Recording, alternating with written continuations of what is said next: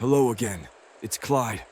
Before we begin, if you enjoy quiet stories like this one, where not much happens and you can drift off gently, go ahead and tap like and subscribe to the channel if you haven't already. That way you won't miss any of my other sleepy wanderings, and you can doze off tonight without forgetting. Now then, tonight I found myself somewhere between yesterday's dreams and tomorrow's destinations. I had intended to check into a modest little hotel on the left bank of Paris, 1800s Paris, I believe, but I've misplaced the name, or maybe the street, or both. No matter, there's no rush. It's a lovely night to be a little bit lost. So come along if you like. We'll walk the soft-lit cobblestone streets together. No alarms, no endings, just meandering thoughts and flickering gaslights. I stepped out of the alley with my satchel in hand and a folded note in my coat pocket, which I was fairly certain contained the name of the hotel. But when I unfolded it, the ink had blurred. A careless splash of something. Possibly coffee. Possibly time travel. Still, I remembered it started with hotel, which here isn't much to go on. Most of them do. I looked up and saw that the sky was lavender blue, just on the edge of nightfall. The kind of blue that makes windows glow golden behind lace curtains. I could hear the faint chime of a bell from somewhere. A baker's shop closing up, maybe. A woman in a dark green shawl was sweeping the front step of a patisserie. Across the street, a cat perched on a windowsill blinked at me with utter disinterest. I nodded to it as one does. And then, I thought I recognized a little blue door. Yes, I was almost sure that was it. Except, when I got closer, it wasn't a hotel at all. It was a print shop. Inside, a young man with ink-smudged hands was carefully hanging pages to dry on a line, humming to himself. I didn't bother to go in. It seemed like a nice enough mistake. And there was no need to hurry. The street sloped gently down ahead of me. There were lamplighters lighting the gas lamps with long poles. One by one, the corners of the street became pools of warm light. I decided to follow them, just to see where it led. It's funny how even being lost can feel like you're right where you're meant to be. I turned left, mostly because there was a faint smell of warm sugar drifting that way. Could have been roasted chestnuts. Or maybe a sweet crepe stand, if those were already around. It's hard to keep timelines straight when your primary form of travel is an unpredictable rock. As I walked, my boots made that soft, echoing sound that cobblestones love, a sound that somehow manages to be both solid and sleepy. A pair of pigeons flapped upward from a nearby bench, irritated that I dared walk past them. Further along, the scent of sugar gave way to something floral. That's when I saw her. An old woman, hunched slightly, arranging flowers in a cart parked under a street lamp. Buckets of peonies, violets, and long-stemmed lilies. She wore a soft blue shawl and took her time adjusting each bouquet, humming something old and slow. A lullaby, maybe. I paused, just far enough not to disturb her, and admired the way the gaslight lit up the petals, making them look like brush strokes on velvet. For a moment, I wondered if maybe my hotel was just beyond the flower cart. Or maybe it wasn't. It didn't matter. I gave her a nod and she nodded back without missing a beat in her song. The flowers swayed slightly as if in greeting. Then I turned down the next street, still mildly lost, and still enjoying it. A few turns later, I passed a sign that said Rue des Petits Champs, and briefly wondered if that had been the street on the note in my pocket. The one with the spilled ink.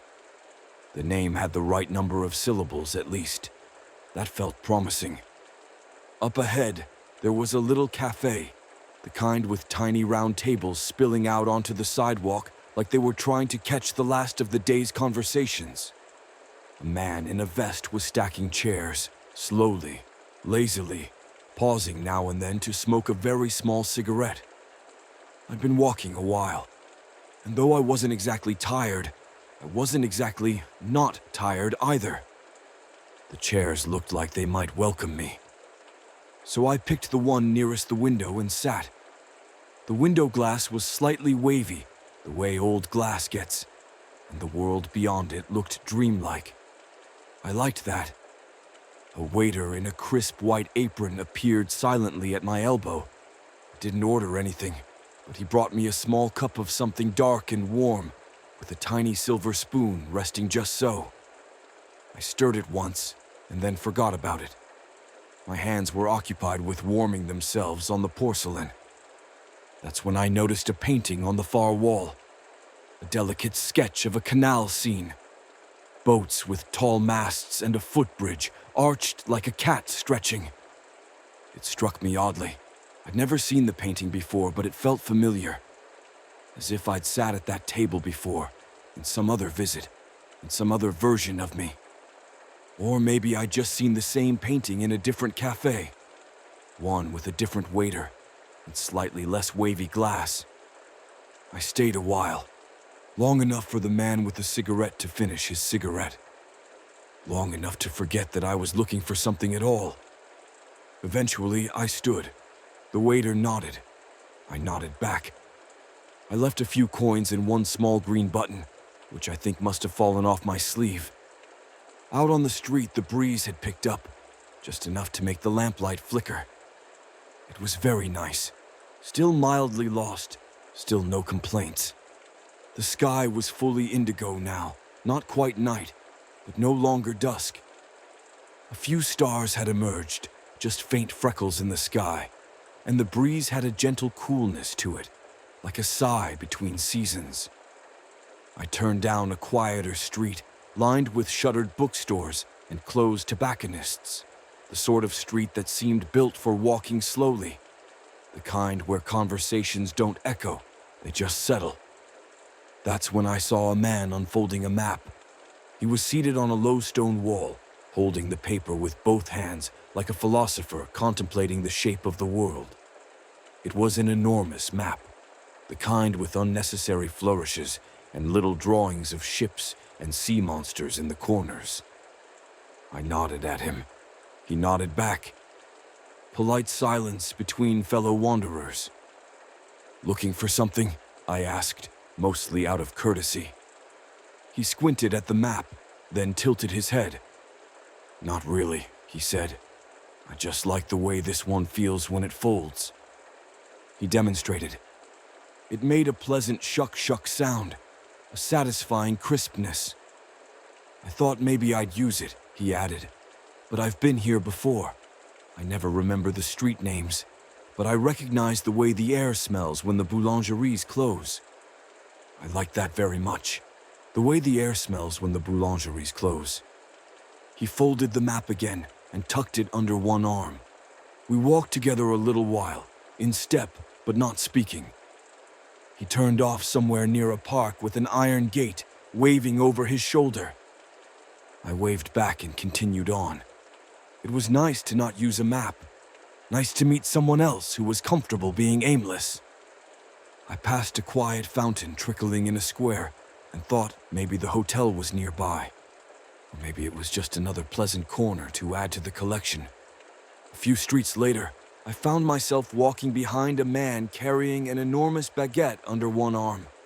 He wasn't in a hurry, just strolling along as if his only destination was wherever the bread took him.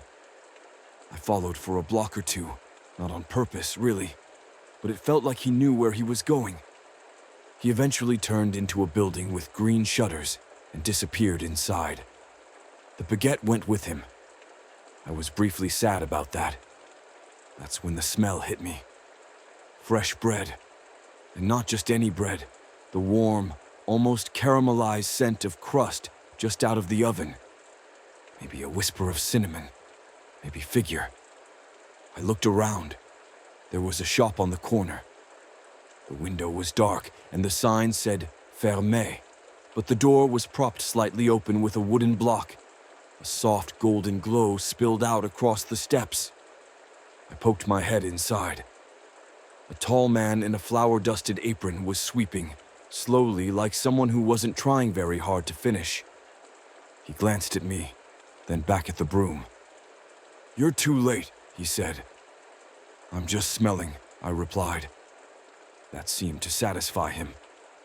He continued sweeping, humming something tuneless, and I stood there in the doorway, hands in my coat pockets, breathing in the warmth. Somewhere in the back, an oven clicked softly. I stayed like that for longer than I meant to. Eventually, he said, "Come back earlier tomorrow." I nodded. He didn't say goodbye. I didn't either. Back out on the street, the night had deepened into something velvet soft. The air held the hush of a city settling in. I took a right, mostly because I hadn't gone right in a while. Still mildly lost, still perfectly content. A few streets later, I found myself walking behind a man carrying an enormous baguette under one arm. He wasn't in a hurry, just strolling along as if his only destination was wherever the bread took him. I followed for a block or two, not on purpose, really, but it felt like he knew where he was going. He eventually turned into a building with green shutters and disappeared inside. The baguette went with him.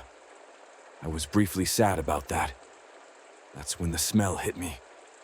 Fresh bread. And not just any bread. The warm, almost caramelized scent of crust just out of the oven. Maybe a whisper of cinnamon. Maybe figure.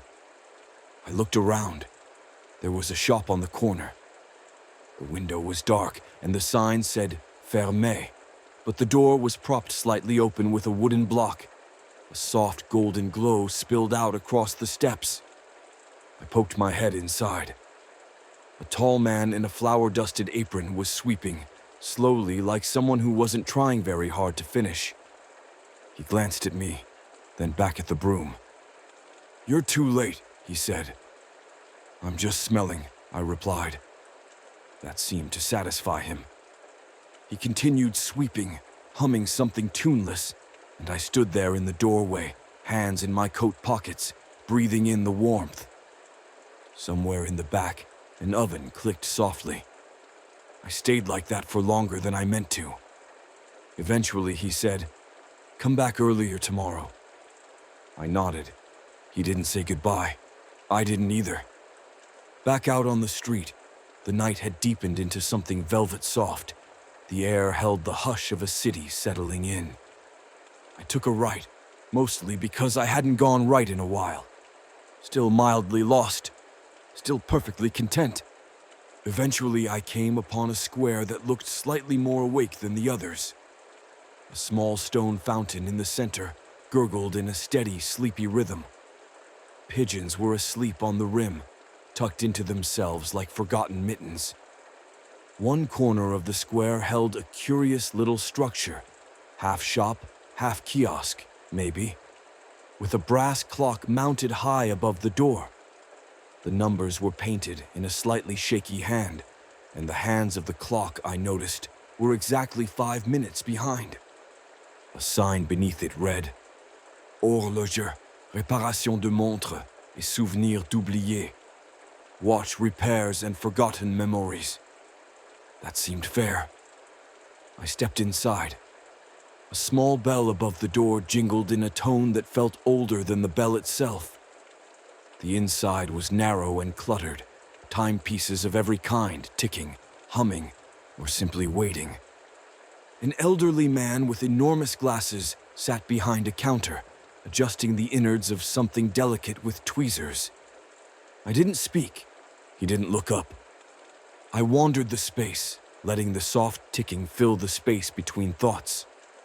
There were pocket watches, carriage clocks, even a metronome with no beat. One watch had a handwritten tag that said, "Keeps time only when you're not looking." I found that comforting. Eventually, the man spoke without lifting his gaze. "You're not from here." "No," I said. "I'm just trying to remember where I belong tonight." He nodded slightly. "Take your time. It'll wait for you." That felt nice. I stayed a few more minutes, watching a second hand move like it had somewhere to be, but wasn't in a rush to get there. When I left, the clock above the door still read 5 minutes behind. Or maybe I was 5 minutes ahead now. It didn't matter. The square had grown quieter. The pigeons hadn't moved. I felt like I was exactly on time for something that didn't need me. Still mildly lost. Still following nothing in particular. From the square, I took a narrow path between two buildings that didn't appear on any map I'd ever seen. It wasn't an alley exactly, more like a suggestion of one. The gas lamp at the entrance flickered wildly, casting long, jumpy shadows down the passage. I paused under it for a moment, looking up at the sputtering flame. "Just hang in there," I said softly to the lamp. It did not reply. At the mouth of the alley sat a black and white cat, its fur smudged in places like it had slept in someone's chimney. It stared at me. I stared back. We shared a moment of mutual disinterest before it stood, stretched, and sauntered into the darkness. And naturally, I followed. The alley wound in a lazy S shape, brushing close to garden walls and windows shuttered for the night. Laundry lines hung above, with a single sock swaying from one. The cat didn't hurry. Neither did I. At one point, it turned and looked at me, then disappeared through a hole in a fence. I considered following it, but that felt like a chapter for a different night. Instead, I found myself in a courtyard, mostly empty, except for a tipped-over wheelbarrow and a stack of empty bird cages. A faint breeze set the cage doors swinging gently, like a choir exhaling in unison. I sat on the edge of the wheelbarrow for a bit. There was no reason to leave, no reason to stay either. Somewhere far off, a clock chimed what might have been midnight, or maybe 11, or 1. It didn't matter. The cat did not return. I stood up, brushed off my coat, and walked to the far side of the courtyard where another alley, perhaps even narrower than the last, opened up like a secret. Still mildly lost, but in the good kind of way. The next alley led to a narrow staircase, the kind so steep it looked more like a ladder someone had ambitions for. It wasn't roped off. No sign told me not to climb it. And since I didn't particularly have anywhere else to be, up seemed like as good a direction as any. Each step creaked softly, not in protest, but in conversation, as if the stairs had things to say about the shoes they'd met over the years. About people who had rushed and those who had wandered. I took my time. At the top, I found myself in what may once have been an attic, long since abandoned by anything except dust and wind. A wooden door at the far end stood cracked open. Beyond it, the night stretched out like spilled ink. The rooftop wasn't large, but it offered a view that made my breath slow down. Chimneys leaned like tired sentries. Laundry lines hung like whispers between buildings. The domes and rooftops of Paris curled away into a soft, endless silhouette. And in the distance, the faint outline of the Eiffel Tower under construction, just the skeleton of it, lit by moonlight. A breeze lifted the edge of my coat. I pulled it tighter. Somewhere far below, someone laughed. Not at me, just at life, or wine, or a good story. It was a comforting sound. I sat near the edge, not too close, and looked out. This wasn't my hotel, but it was as good a place as any to rest for a bit. Maybe better. I thought about all the places I hadn't gone, all the turns I didn't take, and how they'd wait for me too, just like time and bread and cats and clocks 5 minutes slow. Eventually, I'd go back down. Eventually, I'd find the hotel, but not quite yet. Still mildly lost, still exactly where I was supposed to be. Eventually, I came back down. The same creaky stairs, the same murmuring steps. Paris was quieter now, not asleep exactly, but exhaling. I wandered back toward where I thought I might have started. Or maybe I just chose a direction that felt like returning. Either way, the streets were emptier, and the shadows gentler. There was a rhythm to the cobblestones beneath my feet, a soft cadence of steps and thought. I passed a shuttered apothecary, a bookstall with its canvas flaps tied down, and a stray scarf caught in the branches of a tree. And then, a little blue door, the same one as before, possibly. But this time there was a small brass plaque that caught my eye, tarnished and nearly invisible unless the light hit just right. It said simply, Hôtel Étoile Oubliée, the Forgotten Star Hotel. The ink on the plaque had the same kind of smudge as the note in my coat pocket. I smiled. That seemed about right. I stepped inside. The lobby was hushed. Dimmensois. A faded rug with a sleepy floral pattern stretched across the floor. Behind the desk, a young woman looked up from her ledger and said, "Ah, Monsieur Clyde, we were wondering when you'd arrive." I blinked. "You were." She nodded. "You're right on time. Room 303, third floor, last door on the left." I didn't ask how she knew me. Some things are better left unexplained. She handed me a key that felt slightly warm, as if it had been waiting in her palm all evening. I climbed the stairs slowly, not because I was tired, but because I wanted the moment to last. Room 303 was quiet. A small bed, a window cracked open to let in the breeze. A nightstand with a glass of water and a book I had once meant to finish. I sat on the edge of the bed and removed my shoes. There was no great revelation, no secret discovered. Just the soft pleasure of being mildly lost. Until I wasn't anymore. The city hummed below. The clock ticked without urgency. And the world, in all its warm, wandering vastness, carried on without needing anything from me. I curled under the blanket, and I slept. I found myself walking across a bridge I hadn't remembered approaching. It arched gently between two narrow streets, the kind of old stone bridge that should have spanned a river or canal.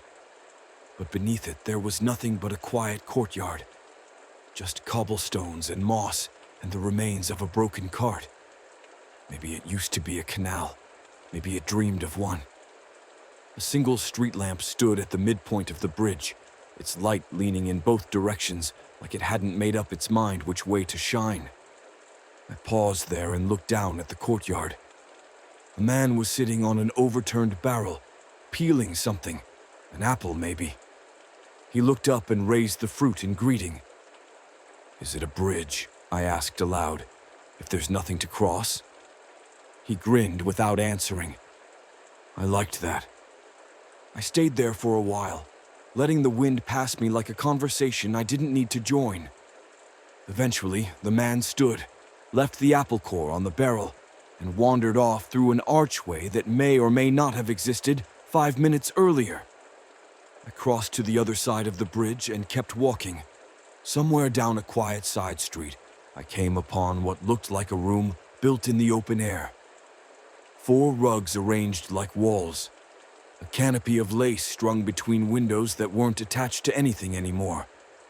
Inside, a table, a chair, a violin resting on its side. It didn't feel abandoned. It felt paused, like someone had simply stepped out and might return at any moment. I stepped inside the room. It didn't feel like trespassing. The rug under my feet was soft, worn in the middle. A book lay open on the table, something handwritten in a curling, uneven script. I couldn't read the language, or maybe I just didn't want to. The pages fluttered once and settled again. I sat in the chair.